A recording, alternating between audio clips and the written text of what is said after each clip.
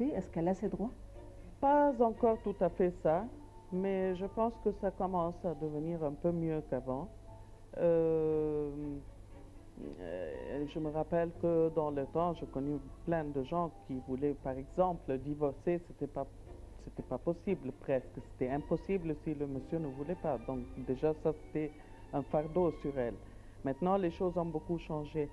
Avant ça, la femme ne pouvait pas, par exemple, donner la nationalité à son fils si elle était égyptienne et que le mari n'était pas. Le fils n'était pas égyptien ou la fille. Ses enfants ne prenaient pas sa nationalité. Maintenant, si.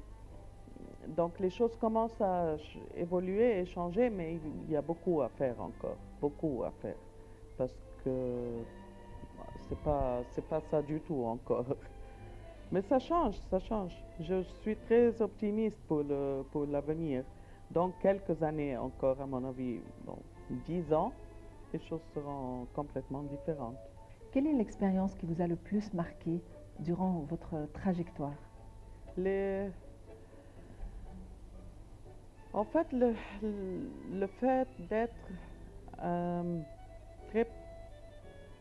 C'était malheureusement, mais c'était comme ça, malheureusement la première fois que j'ai vu des gens vraiment pauvres, des gens vraiment en manque de tout, de moindres besoins de la vie, c'était malheureusement en Éthiopie.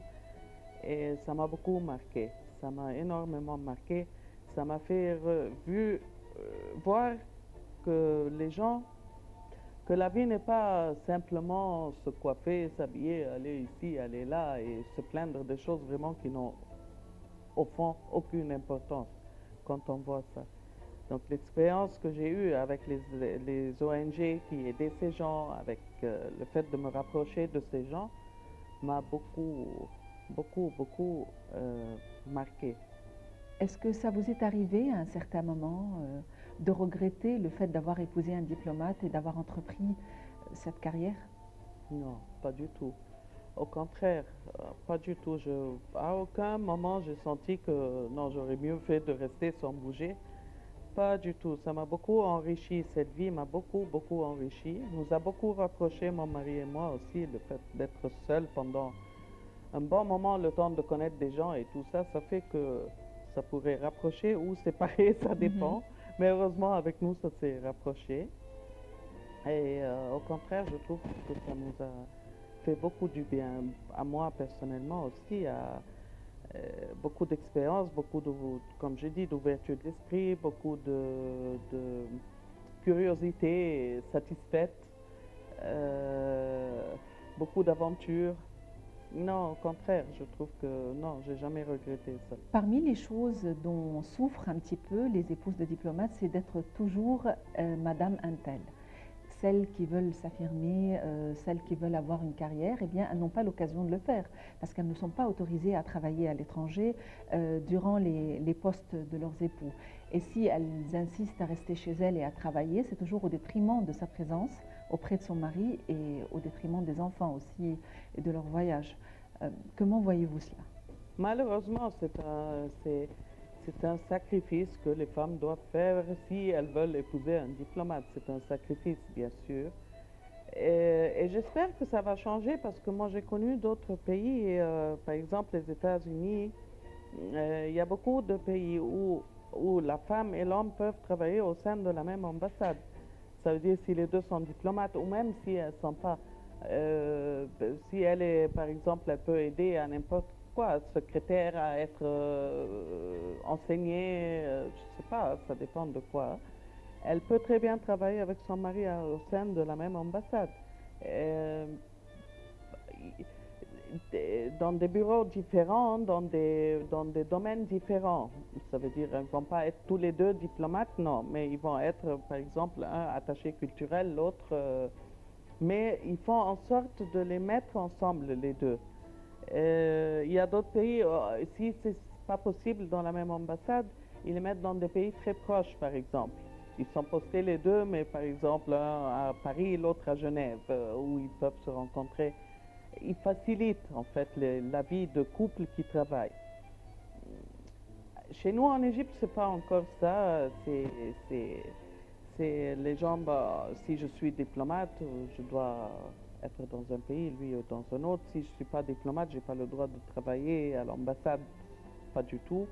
Hors de l'ambassade non plus, sauf si c'est quelques exceptions, il faut un permis. Il faut que ce soit sans rémunération? Exactement. Donc j'espère que ça va évoluer ça, parce que c'est dommage vraiment d'être obligé de choisir Entre le ça mari et ou ça. la carrière.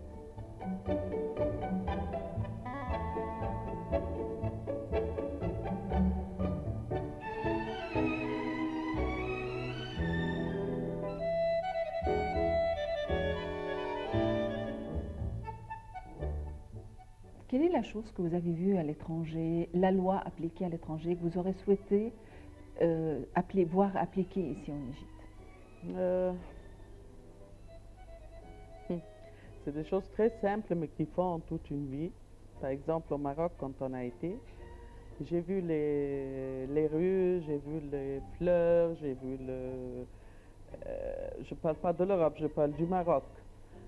Comme c'est organisé, comme c'est propre, comme tout est bien clair, les voitures s'arrêtent au feu, ça, c'est quelque chose que j'aimerais bien voir un jour chez nous en Égypte. Et la discipline dans les rues, les fleurs dans les rues, les immeubles bien peints, bien finis. Euh, C'est vraiment, j'aimerais bien voir ça. Parce que tout le reste, on l'a. C'est juste qu'il faut beaucoup de discipline, il faut beaucoup de changement de mentalité, en fait. Mais ça vient avec la discipline. Pour appliquer les lois, c'est tout.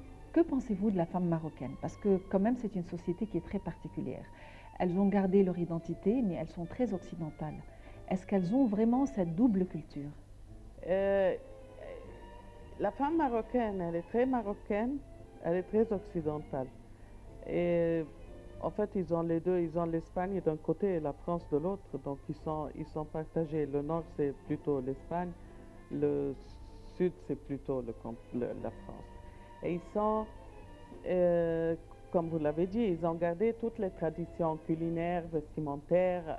Ils sont toujours, par exemple, s'ils ont un mariage ou quelque chose, c'est c'est pas bien vu d'aller dans une tenue que eux appellent cette tenue Rumi. Rumi, ça veut dire la tenue occidentale. Et, et, c'est pas bien vu, pas du tout. Toutes les Marocaines, quand ils vont, et les Marocains, mais quand ils vont dans un mariage ou une fête officielle ou des choses, ils s'habillent très traditionnellement. Les habitudes culinaires sont restées. Chez les Marocains, on ne mange jamais des spaghettis ou des choses comme ça. On mange toujours le mouton, la pastilla, le tagine, toujours, toujours, toujours. Jamais un plat occidental. J'ai jamais, 4 ans là-bas, j'ai jamais mangé un plat pas marocain chez une Marocaine. Donc elle est très, de ce côté tradition, elles sont toutes très traditionnelles. Même celles qui ont vécu, il y en a bien sûr qui sont devenues très européennes, mais, mais la plupart non. Non, non. Ils ont la mentalité en ce qui concerne les études, les avis sur les gens et tout ça occidental, mais ils gardent très fortement la culture marocaine. On dit toujours que les Italiens sont le peuple européen le plus proche des Égyptiens, étant donné qu'ils sont méditerranéens, donc ils gesticulent, ils parlent à voix haute, ils aiment la vie, ils s'amusent. Comment les trouvez-vous? Bah, exactement, c'est ce que j'ai adoré en Italie. En fait, c'est que je me suis sentie quelque part chez moi. J'ai pas senti du tout cette, ce dépaysement, pas du tout dès le premier jour, parce que effectivement, ils parlent à voix très haute dans les rues. Ils peuvent être l'un devant l'autre, ils l'appellent comme s'il était à 10 000 mètres loin de lui. Je comprenais pas l'italien au début, mais j'arrivais à les comprendre justement parce qu'ils parlent avec les mains, surtout les mains, donc on arrive à tout comprendre très facilement. J'ai adoré les Italiens, c'est un peuple vraiment charmant, serviable, convivial, gai, ils s'habillent, ils sont chics, j'ai adoré. est très proche de nous de ce point de vue, très, très hospitalier. Quand on va chez un Italien, il y a toujours plein à manger, à boire, à rire, et très ouvert. Est-ce que vous les considérez européens? C'est vrai qu'ils sont européens géographiquement parlant, mais en tant que comportement et mentalité, est-ce qu'ils sont européens? Je dirais méditerranéens. Ils sont très méditerranéens. Européens, oui. Par exemple, au nord de l'Italie, Milan et plus haut, ils sont très européens. Ils sont complètement différents des gens de Rome, de Napoli, du sud. Ils sont différents. L'Europe, en fait, chez eux, c'est le nord. Là-bas, ils sont très comme n'importe qui d'autre. Toujours en étant sympathiques et tout, mais ils parlent moins avec les mains.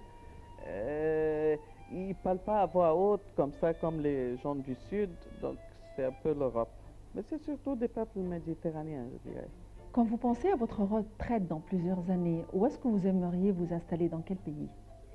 J'aimerais bien m'installer ici, en Égypte, en fait. J'aimerais bien que les choses aillent beaucoup mieux parce que je vois pas... Moi, j'aime voyager. J'adore voyager. J'apprécie beaucoup les 4 ans que je passe à l'étranger. Mais je ne pense pas que je pourrais vivre ailleurs. C'est très difficile pour moi de vivre hors de l'Égypte. C'est très contradictoire en fait, parce que j'adore. Quand je reste 4 ans quelque part, je ne suis pas triste ni rien, au contraire. Mais quand je pense que peut-être je pourrais vivre et ne plus venir, non, c'est pas ça du tout. Je veux pas du tout ça. Non, je veux rester chez moi. Mais au bord de la mer, pas au Caire, il faut dire, parce que le Caire devient de plus en plus fatigant. Et mais j'aimerais bien être quelque part, je ne sais pas où. Quel est l'endroit qui vous tient plus à cœur en Égypte? Ah. J'adore la mer Rouge, j'adore Hurghada, j'adore Sharm el-Sheikh, j'adore là-bas. Pour moi, c'est mon rêve d'avoir une maison là-bas, au bord de la mer, quelque part. Que ce soit Hurghada, la mer de Sharm el-Sheikh, ou même après Hurghada, c'est mon rêve là-bas. Madame Nihal Fawzi, êtes-vous optimiste ou pessimiste par rapport à l'Égypte? Je suis très pessimiste, mais, optimiste, mais sur À long terme. un long terme. Un long terme qui ne va pas trop durer 10 ans, je pense, à mon avis, parce que vu les choses commencent à évoluer, à mon avis, ça va prendre 10 ans, mais on sera tous les jours mieux. Mais pour être bien, c'est pas tout de suite. Ben, ça va évoluer vers le mieux, je suis convaincue. Déjà, c'est ce qui se passe. Je suis très optimiste. J'aimerais bien voir les gens maintenant j'aimerais bien voir le gouvernement s'intéresser à l'éducation.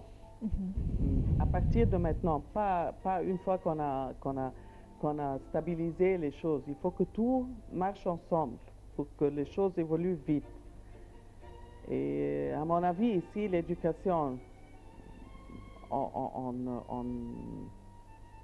prend pas ça très rapidement en considération. L'évolution sera très lente, très très lente. L'éducation, l'éducation, l'éducation, c'est la plus importante des choses ici maintenant en Égypte.